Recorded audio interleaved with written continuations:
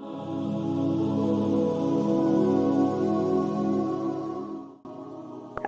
alaikum everyone, welcome back to another episode of Getting to the Human's Mind with your host Habiba Kafafi. Since it's the holy month of Ramadan, I just want to take a moment to wish you all a Ramadan Mubarak. May this Ramadan bring you peace, joy and blessings. Inshallah, it's filled with forgiveness and spiritual growth. May Allah shower His mercy and blessings upon you all and your family in this Ramadan. So, as for today's episode, I'll be discussing one of the important phenomena in Islam that I personally think is not really spoken much about or shed light on, and that is the hijab, in English, the veil. I'll also be having two of my friends, Awatif and Zainab, inshallah ta'ala, join me by the end of the episode to share their own perspective and experiences of the topic as a hijabi. Essentially, one of the main points that I think we should agree on before discussing anything else related to the hijab in this episode is that it is an obligation. So I'm pretty sure you guys saw this coming, and some of you might not like to hear that, but we should keep in mind that it is in fact an order from Allah subhanahu wa ta'ala.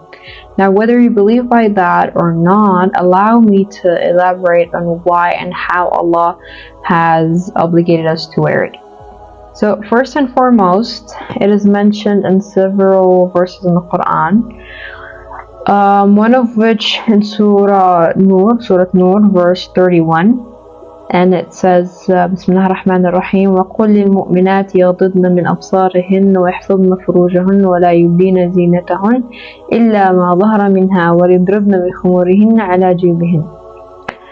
And tell the believing women to lower their gaze and guard their chastity and not reveal their adornments, except what normally appears.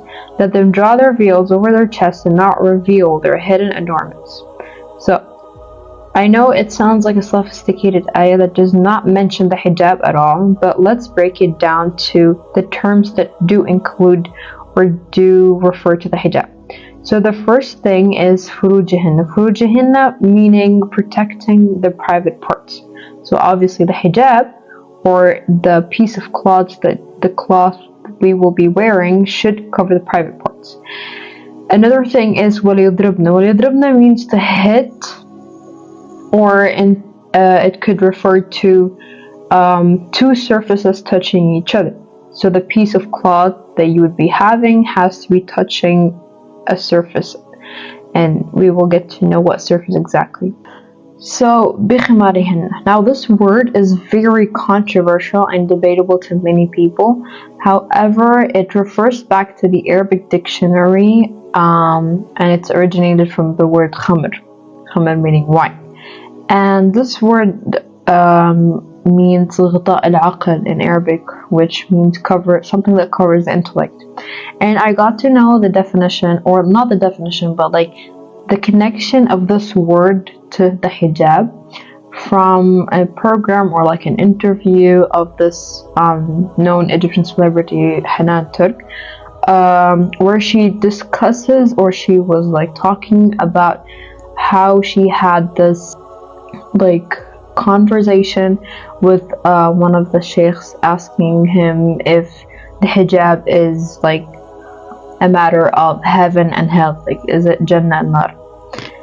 So he got to like explain or like answer her question in a way that he made her search the ayah and search the definition of the word.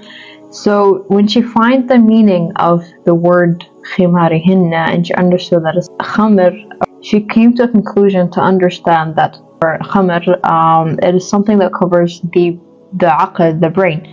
So if we're talking about something that covers the brain, that means the hijab is what covers the brain. So if Allah's talking about وَلِيَضْرِبْنَ بِخِمَارِهِنَّ عَلَى جِيوبِهِنَّ, that means that Allah is ordering us about the hijab. Now the second word is what kind of confirms the mentioning of the hijab, because jubihinna in Arabic, al-jib, which is the opening V-neck, and it refers to back in the day when women used to wear the veil but throw it at the back of their neck, and they completely expose their neck area and above their chest. You know the shirts where they have the V-neck, so this was the area that was mainly exposed. So this is why Allah orders us so covering this area is something that we were ordered to do. Another beautiful ayah that mentions the hijab is in Surah Al-Ahzab verse 59, and it says Bismillahirrahmanirrahim, Ya ayyuhan nabi qul li azwajika wa banatika wa nisaa al-mu'minina yudnina alayhim min jilbabihinna dhalika adna an ya'rifna fala yu'dhina wa kana Allahu ghafooran rahima. O Prophet, ask your wives, daughters, and believing women to draw their cloaks over their bodies. In this way it is more likely that they will be recognized as virtuous and not be harassed, and Allah is all forgiving, most merciful. Now here, the terms that do discuss the hijab mainly is jilbabihinna, which is originated from the word jilbab in Arabic, meaning cloak, or specifically a loose piece of cloth that does not stick to the body. Another thing that mentions the hijab is the second part of the ayah, saying that ذَلِكَ أَدْنَى أَنْ يُعْرِفْنَ فَلَا يُؤْذِينَ. So here Allah says that one of the reasons of wearing the hijab is in order to not be harassed. But I do really want to kind of stress on this point, because some people, specifically men, do have a misconception in that, is that Allah has ordered women to wear the hijab in order not to be harassed. However, those who are not wearing the hijab are, yes, susceptible to being harassed or sexualized, but that does not justify the actions of the men. I did hear some men saying, or I did come across some men discussing, this topic, is that you're not to blame a man for sexually harassing a woman for not dressing appropriate.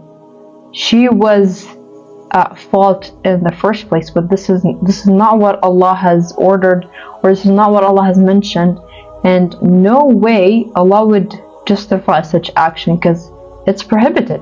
So you cannot sexualize or harass a sister and then come and say, oh well, it's because she wasn't dressed modestly, or because she wasn't dressed appropriately. Because let's not forget the fact that men were supposed to lower their gaze in the first place. And speaking of men, I do also want to mention that men in some way do have their own way of covering, their own way of satr, and they're obligated to do it.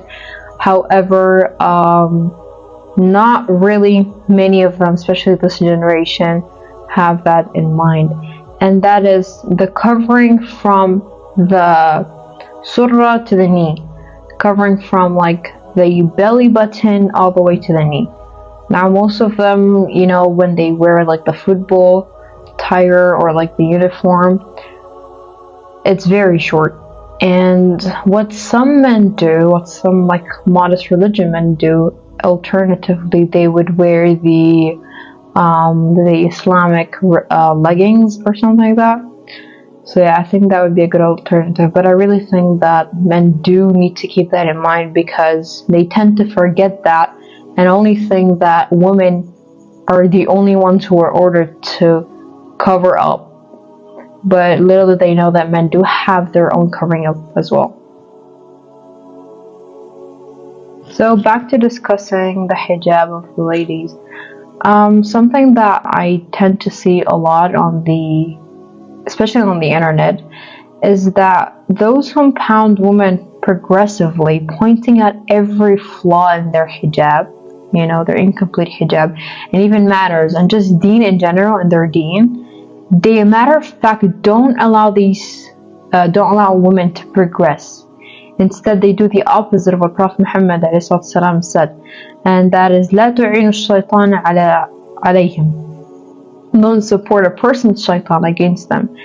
And we often see the negative comments, and for example a hijabi who just, or like a lady who just started wearing the hijab, and it's not really the best way. So you'd see the comments telling her, oh, your neck is showing, or your hair is showing, or this is or that, or even the makeup's too much. But this causes her to feel kind of like a hatred towards the hijab, or as if like the hijab isn't meant for me because I'm not perfect. But this is a part of the journey. She's supposed to go through these levels of wearing the hijab, because you won't be perfect when you first do something. You need to go through the journey of experiencing the mistakes and the failures of it. So this is what the hijab is all about. Like, up until now, I would say I'm not a perfect hijabi. I still do experience some like immodest way of wearing it, but we all do like have the intention of making ourselves better. So some of the things that I would recommend these people to like do instead of discouraging these women is that you do give them compliments when they do first wear it, and words of affirmations, and do, for example, recommend them like do recommend them a certain way of dressing, maybe wearing baggy clothes, or things that cover up more. I'll be emphasizing more about these advices at the end of the episode, inshallah, with two of my friends. But something to keep in mind before criticizing a hijabi, or just anyone in general even, is that we were told to نتعاون على البر والتقوى, help each other in obedience and consciousness of Allah. So now let's talk to those who have been wanting to wear the hijab for as long as ever. However, they're waiting for the right moment, or they feel like they're not ready to wear the hijab. Now, as simply as this, I hate to rain or parade, but there isn't such thing as waiting for the right moment. Because as sinful humans, we will never be perfect enough to have a right moment. And as much as it's an order from Allah subhanahu wa ta'ala, let's not forget that لا يكلف الله نفسا إلا وسعها. Always keep that in mind, that Allah will not order His servant to do something unless it is suitable and it's within your will. Hence the fact that Allah has ordered us to wear the hijab from a young age when we first hit puberty, it's for our own sake. And if you truly believe in your Creator, you'd also believe that He knows what's best and wants the best for His creation. There's this saying that I've came across about the hijab, and that is, you don't want your first day wearing the hijab to be the day you're being wrapped in your grave clothes. And by grave clothes we say al-kafn, or being mutakaffin. So you don't want that to be your first day wearing the hijab. Keep in mind, we never know when's our last breath and when we're meeting our Lord. So ask yourself this: can I afford standing before my Lord and being asked, why did I not wear the hijab sooner, or even wear it in general? And simply saying because I wasn't ready, or because I did not find the right moment. So I think it's always better to be safe than sorry. I think one of the reasons some of the girls haven't worn the hijab right away, or they don't really think of wearing it, is that they're afraid of the thought of taking it off later.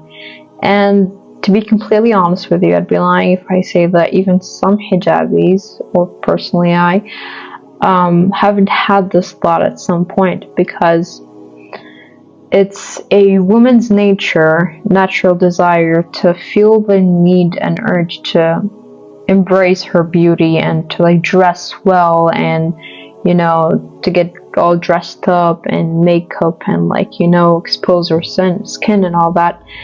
But we should remind ourselves that this is waswas shaitan's whisper to let you down. And trust me, if you do something for the sake of Allah, keep it in mind that whenever you do something for the sake of Allah, whether it's hijab or not, and let the worldly consequences thrown at the back of your head and just tawakkalu ala Allah. Allah will most definitely ease it for you. He will ease the journey for you, and He will make you fall in love in this certain thing. And if you do live by this principle, whenever you want to do something for the sake of Allah and you find it challenging, trust me,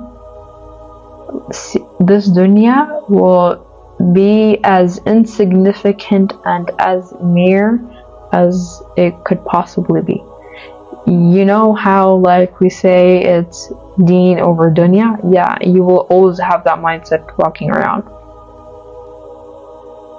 Another thing I want to discuss is that a lot of people tend to think that hijabis are oppressed, and that thought actually reaches those young girls who would want to wear the hijab, but because some of the minorities they might view our hijab as a symbol of oppression, when in reality it's ironically the opposite. It kind of gives them feeling that the hijab is all about restriction. And a matter of fact, for centuries Muslim women have been represented as oppressed and veiled, which has led to sympathy and sadness. This image has legitimized imperialism and the denial of political and human rights to Muslims. Their voices are stifled and they are frequently told they are mistreated because of their cultural backwardness and indoctrination, despite their steadfast dedication to wearing the hijab. The fact speaks for themselves when in 2004, France decided to start banning the hijab, or the headscarf, in many public spaces such as schools, universities, simply because they're doing us favor. They think they're doing us favor of providing us freedom. Meanwhile, the majority of Muslim women, they do not see Islam or hijab as a hindrance. On the flip side, they see it as a crucial to their progress, and reality testifies to this, that many Muslim women, both today and throughout history, have created incredible, powerful legacies. One of the earliest and main Muslim figures is Aisha radiallahu anha, the Prophet's wife, peace be upon him, who was an example of voice of scholarship and spread of the Prophet's message. Another one would be first female warrior in Islam, Khawla bint al-Azwar, also in the 7th century, to Ibtihaj Muhammad being the first Muslim American woman to wear a headscarf while competing for US in the Olympics, and Ilham Omar, the first African refugee to become a member of Congress, the first woman of color to represent Minnesota. And the list continues of the countless hijabi women who have, through their Islamic values, have not only contributed to society but also influenced the world's precipitation of them, and also influenced the world's perception of them, influencing numerous of female scholars and reformers, altering the world's perception and false stereotypes of them being so-called oppressed. So I think it is important for us as hijabis and non-hijabis to take them as a role model for hijab and not feel as if the hijab causes this restriction on us, and as a matter of fact, it allows us to express ourselves, allows us to embrace ourselves, since we as hijabis are a physical form and a symbol of Islam. We are a walking symbol of Islam. Imagine someone seeing you and going like, oh, she's a Muslimah. Imagine being in a congress out of like people who are not Muslim and you're the only headscarf there. Oh, there is a Muslim representative here. Or being in the Olympics. Oh, there is a Muslim representative here. How honored would you feel? Now, let's not forget, and I think one of the most people we can take an example out of for the hijab, and I think this is what might be convincing most of you guys, is that I'd like to take an example of the women of Palestine. MashaAllah, seeing their firm steadfastness of covering up regardless of the disasters they're surrounded by, one would simply forget such thing and prioritize other things. However, they prioritize being covered up and putting on their headscarf, as some of them would say, I wouldn't want to die without my hijab on, mashallah. Like, just seeing them being pulled out of the rubble with their hijab on, or refusing to be pulled out of the rubber unless they have their hijab on, shows the connection of them and their hijab, the connection they would want to have with the hijab in the dunya and in the hereafter, subhanallah. So I think these are some examples that could encourage some of you guys, hijabis and non-hijabis, to fall in love with the hijab and to kind of view it as a weapon, or as a protection, or as a source of freedom, or as a communication between you and your Lord. And I think, honestly, if you do view hijab from this scope or from this perspective, you would truly fall in love with it. And it's just a beautiful part of Islam that I think we were blessed with. So, as I mentioned in the middle of the episode, I'll be sharing a few advices with you all that I'm sure many of you are looking forward to in this episode. So, essentially, I conducted a little questionnaire on my podcast Instagram page, and here are some of the answers of the hijabi girlies who replied to these questions. And I'll also be having two of my friends share their experiences with us. So, the questions were the following: why did you start wearing it? Majority of the girls said they expected it. Wait, what? Majority of the girls said, as expected, that it's the sake of Allah, alhamdulillah. So why did you guys start wearing it? Why did you start wearing it, Hawatif? Personally, let me ask the question again. Okay. So why did you start wearing it, Hawatif? Personally, when I first started wearing the hijab, it was because of the people around me. So the classmates that were with me, most of them were hijabis, and I felt left out not wearing it. It wasn't necessarily a religious. What grade were you in? I was in year 6 at the time. You're very young. Yeah, I was. So it's like more of like you were trying to be included. Yes, it was me trying to not be left out. Yeah. Okay, but you said you started wearing it in grade 6, but like ever since you've been having it on, or like, well, did you have like your ups and downs? I wore it and like I wore it ridiculous. Like it was by that I mean I did not I didn't wear it properly, basically. So I wore it with like half sleeves, tight jeans. Oh, like the incomplete. Yeah, but then the hijab was wrapped so properly, and a person who would see me be like, "You're very crazy." Like, literally, what are you doing? Yeah. So yeah, you're still like discovering like. Yes, I was still discovering it, and later on, I've been taking it off slowly because I didn't know that. Like I didn't really know what. I mean, it makes sense. You were in the first place and like purpose of being like included. Yes, I wasn't. Like, I didn't wear it for the right reasons. Yeah, that's why I fell out of love for it at like a specific period of time in my life.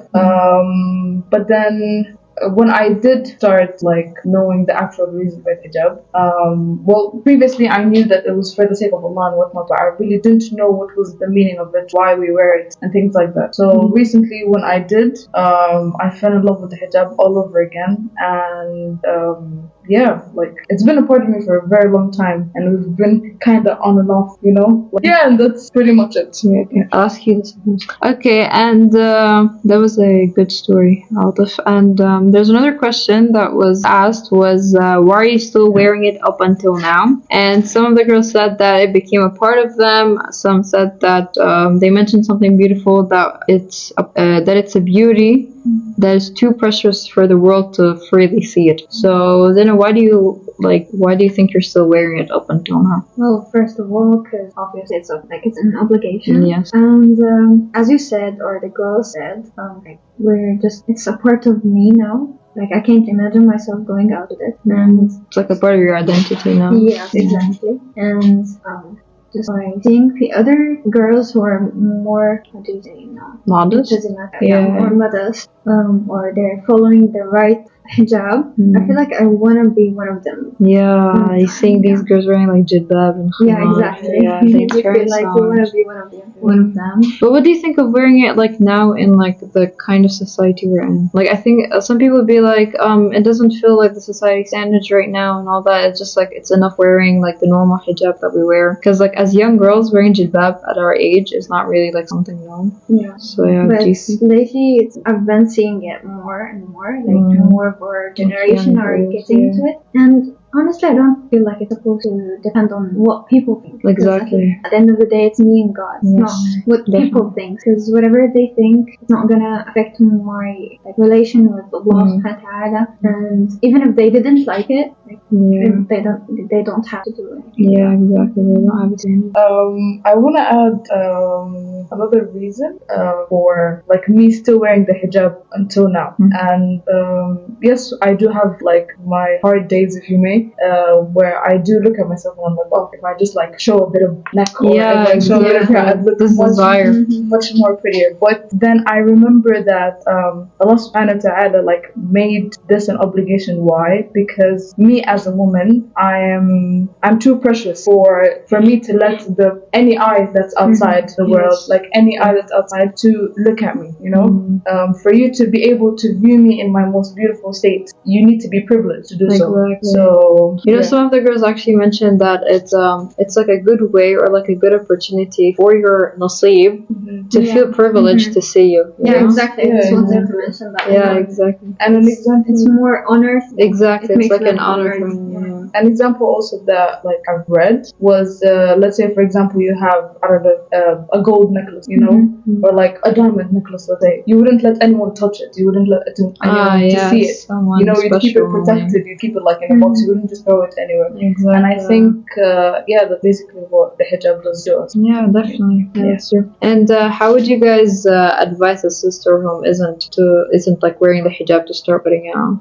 Well, first of all, as you mentioned before, even if they're gonna start with a not really modest way of wearing it, just to start, because one by one, like all of us started wearing hijab and we weren't really following the right instructions. And as a lot of said, we wear tights up. Exactly. Yeah. But one by one, when reading more about the hijab and like getting really to know how precious is it to you, and by being a part of you, you're gonna to follow the right path. Also remembering how precious you are every time you do wear it. So be like, yo, today I'm wearing the hijab because I'm covering the people, or like majority of people, to look at me in my most beautiful state, because you don't deserve to do so. Yeah, I definitely agree with these advices. Yeah. And actually some of the advices some of the girls mentioned were to like allow this like sister to educate herself on the matter and kind of like read more onto it, so she can be more like knowledge, or she can like try it on and like practice wearing it in some places where she's like not seen often, so she can like get like used to it and like get comfortable. And some mentioned that she could start like, or like she could try following hijabi fashion icons, so she can be inspired, you know, because some people think like wearing hijab you're gonna have like an ugly sense of fashion once you wear it. Like you're not gonna be able to like style, you know, like for example like skirts, dresses and all that.